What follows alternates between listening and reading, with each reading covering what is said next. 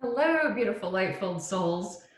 So I have been chatting with a lot of different friends in 2020, and I'm rather amused that so many of us are coming into this new decade with this energy of, I just don't have time for certain things, and really focusing our energy on what we want to create and accomplish and the love we want to give and the world that we want to create with our energy, at least to the best of our abilities. Maybe these deeds and words are frail in comparison to the rest of the world out there, but we're going to try. And one of my dear friends, Daniel Garreau, and I were chatting, and he said, no one on earth has time for or patience for judgmental ignorance. And it made me chuckle because, yeah, that is something that I am more than done with. And I bet some of you are feeling the same way, that basically this world is so full of people getting offended or judging or believing they're right and everyone else is wrong. And it's quite tiring. As an academic and as a professor and as a teacher, I have lots of compassion for people who are willing to learn, who want to improve their lives. But when people are, their ego is so wounded that they're going to hang on to their perspective so tightly, then they're incapable of growth. And, I am so grateful that my life is full of learning and growth. I've grown since I've written Angels in the OR. I've experienced so much healing, and I've grown because of my connections with various people. I've experienced deeper healing, deeper love, deeper expression because of the ability to continue learning. I want to read you a quote by Rumi. I'm going to quote Rumi, the Bible, all sorts of different sources today. But I was teaching this poem in class, and the last three lines of the poem I'm going to read. In silence, there is eloquence. Stop weaving and see how the pattern improves. The truth was a mirror in the hands of God. It fell and broke into pieces. Everyone took a piece of it and they looked at it and they thought they had the truth. So that is so eloquent and so beautiful about human nature. The first part, sometimes we just need to be more silent and not fill up this world with more of our own words. There is power in meditation, there's power in silence. And you see how patterns begin to emerge in the world when you look around and you learn and you take it in. And then I love that last part because just human nature in general, we hold on to a tiny little piece of God, which is our individual perspective. And we get so, I'm right, because I see it from this way. And we forget that there's a whole world of people seeing it from their tiny little perspective. Now, does this apply to near death experiencers too? People who've had these profound spiritual awakenings? You bet it does, because I've interviewed so many near death experiencers and I've learned from them.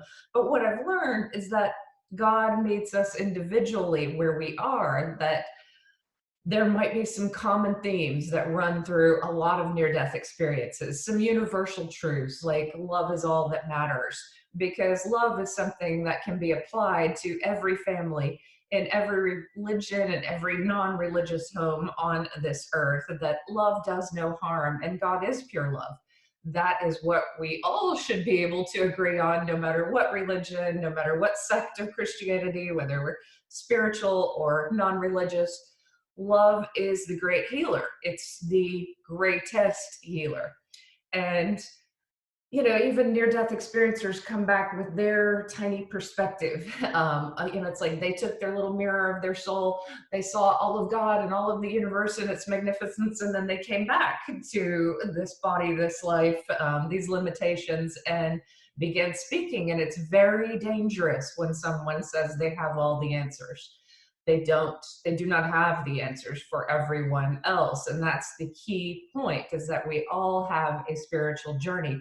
When you hear anyone, near death experiencer, minister, guru, saying that they have a direct channel for God, they know what you need to do, be very wary, because I'm always reminded of those evangelical ministers who got on TV programs and took all the money from these elderly people because they said God needed them to do this. It is, you look like a charlatan and a fraud if you behave this way. And if you're going to step out into the world as a teacher, you must tell a truth that is undeniable. And that can start with love, because that is something that can help heal the world of all its pain and issues. And then one of the things that was amusing to me and true is, like, when I experienced that love of God, oh my goodness, it was so amazing. It just blasted me through with love.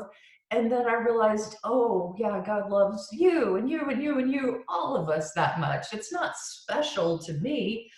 It's wonderful that I got to experience it. Maybe I needed it desperately, and God knew that and knew that my life would really go off track quickly without a glimpse of that love. And maybe that was a part of my soul plan, to experience that and be reminded of that so that I could live a different life from that point forward. But yeah, when I am judged for being human and writing in Angels in the OR about my human experience, I'm like, oh my God, you missed the point. I'm not coming out as a guru. I'm coming out as a writer, an artist, an academic, a professor who teaches creative writing, and someone who had a near-death experience. You can be many things at one time. The near-death experience does not confine you to any particular role in society. In fact, I love my role as a teacher because I work with a variety of students from many different races, religions, backgrounds, and we all get along in the classroom. People respond to love. It does not matter who you are. People respond to being honored, to being told the truth, being everyone is going to respond to help.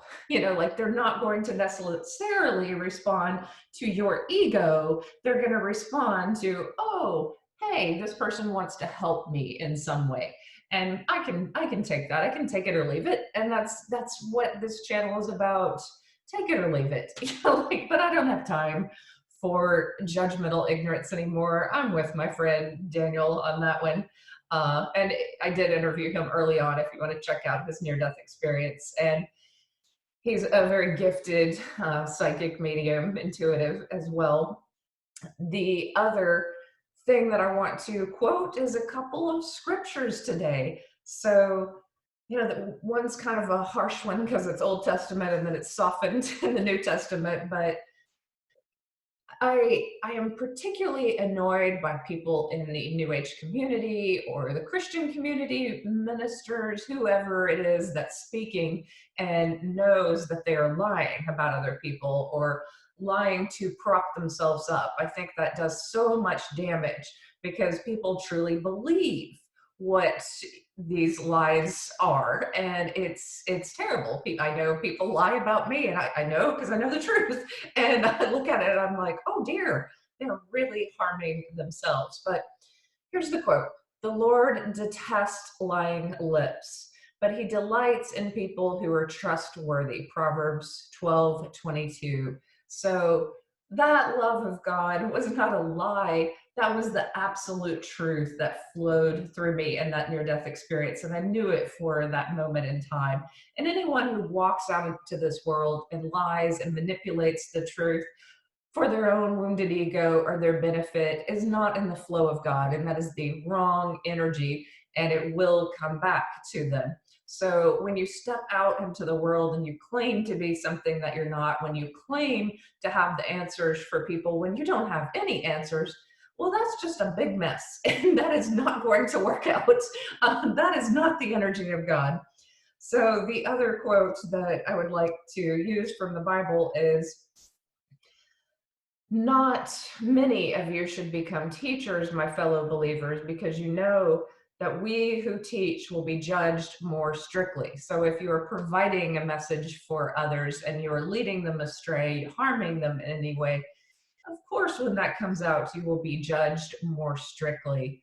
That is a verse that is important. And I wanted to quote the Bible today because I think people forget that I had this brief moment that I mentioned in my near death experience in one video where I talked more about it, but I did feel the presence of Jesus. And in that cathedral, it was the most loving, accepting, non judgmental presence I've ever felt. I felt as if I was safe to be a child and protected by this spirit of Jesus. And I think that it happened for me in that moment because I needed to begin addressing some childhood wounds and looking at them a bit closer.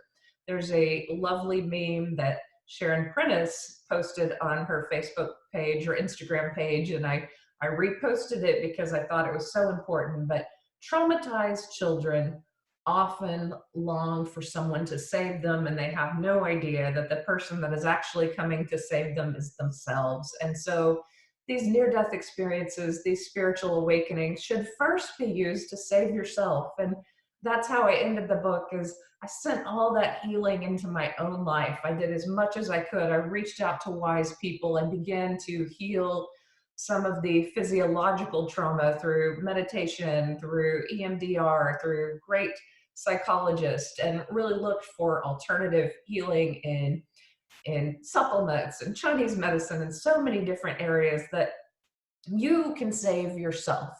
And that angelic realm, that spiritual realm is there to assist you in that healing. But first, an awakening and a spiritual path is to be used for you. If you find some clues or some helpful hints from listening to me or some of the people I interview, then hurrah, hooray. Like that's the point of that. I want to empower others to heal, not to find their spirituality through me. I think that's quite obvious that I'm that type of person. I made it more than enough clear that that is not my agenda to say, I am special, listen to me.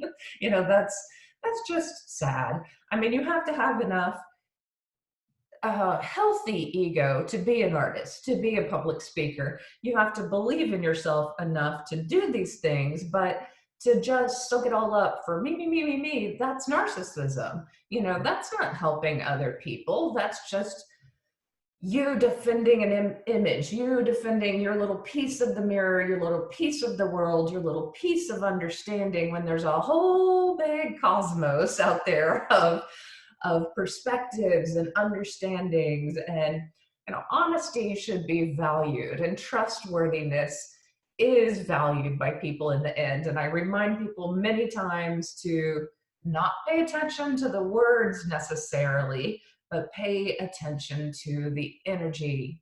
The energy is there to share, to support, to enlighten, to encourage, to inspire. And you may not like every teacher out there, but you can at least nod to the ones that energetically are coming from that right heart space. Not everyone is going to resonate with everyone else, but pay attention. That's all that I'll say on that. And I will end with read more. I love reading because it opens up one's consciousness and one's perspective. And so I taught this poem this month in class by Emily Dickinson, and I love it. Even as a reclusive person, she felt connected to the world around her through reading. He ate and drank the precious words, his spirit grew robust. He knew no more that he was poor, nor that his frame was dust. He danced along the dingy ways, and this bequest of wings was but a book, what liberty a loosened spirit brings. So you don't have to have a near-death experience to have a loosened spirit. It can come to you in many ways. It can come to you unannounced, just on a Tuesday morning, driving into work. It can come to you after decades of reading amazing literature, but you expand through understanding other people's perspectives.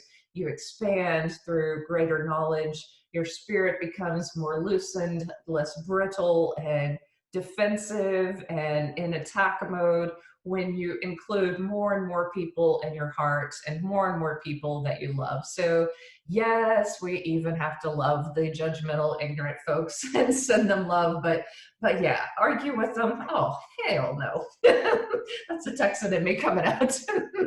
I don't have time for that. I have way too much I need to do in this world, and I need to focus on the people who are hurting, my students who need this book that I'm writing for the college, which is kind of a motivational book for community college students who are enrolling for the first time. I want to distill some of the knowledge that I know and many of us know after many years of looking at material like this and send them on their way in a good way. But thank you for listening, and I look forward to your comments as always. And please share this with people who are confused, especially in the realm of which near death experiencer is right. Well, we all have a piece. Thank you very much, and may you be